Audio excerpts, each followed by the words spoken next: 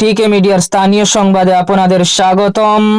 বিরল রোগে আক্রান্ত শিলচরের শিশু আফজল হোসেন বাঁচতে চায়, 17 কোটি টাকার ইনজেকশন প্রয়োজন।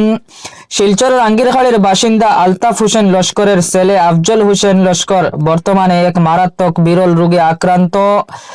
চিকিৎসকদের মতে আফজলের বাঁচার একমাত্র উপায় একটি বিশেষ ইনজেকশন, যার মূল্য প্রায় 17 কোটি টাকা, যা শুধুমাত্র আমেরিকায় গিয়ে গ্রহণ করতে হবে এবং 12 বছরের মধ্যে এই ইনজেকশন দিতে হবে। পরিবারের পক্ষ থেকে এত বিপুল অঙ্কের টাকা জোগাড় করা সম্পূর্ণই অসম্ভব।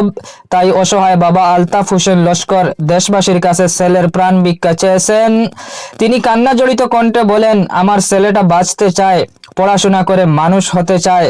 দয়া করে আপনারা যে যার সামর্থ্য অনুযায়ী একটু সাহায্য করুন। বর্তমানে আফজলের জীবন একটি কঠিন সময়ের মধ্যে দিয়ে যাচ্ছে। সময় দ্রুত ফুরিয়ে আসছে। ইনজেকশন না পেলে তার বাঁচার স্বপ্ন চিরতরে শেষ হয়ে যেতে পারে। তাই মানবতার খাতিরে ধর্ম বর্ণ নির্বিশেষে সবাইকেই অনুরোধ, আফজল হোসেনকে বাঁচতে সাহায্যের হাত বাড়িয়ে দিন। আপনার ছোট্ট সহযোগিতা একটি জীবন বাঁচাতে পারে। আজ আফজল আমাদের সাহায্যের দিকে তাকিয়ে রয়েছে। চলুন আমরা সবাই মিলে তার পাশে দাঁড়াই, একটি শিশুর জীবন রক্ষা করি।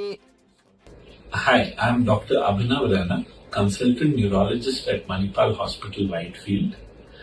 This is about Afzal Hussain Lashkar, 8-year-old boy who has been diagnosed to have a rare genetic disorder called Duchenne's muscular dystrophy, which leads to weakness in the arms and legs. By the time they are 16 years old, they are wheelchair bound, they are bed bound and not able to walk. FDA has approved a new gene therapy called Elevidys, which helps kids with Duchenne's muscular disease, and it replaces that gene mutation, leads to a protein formation which can slower the progression of the disease. It's a very costly therapy, and I hope we all contribute to helping Afzal so that he can fight this illness with strength. Thank you.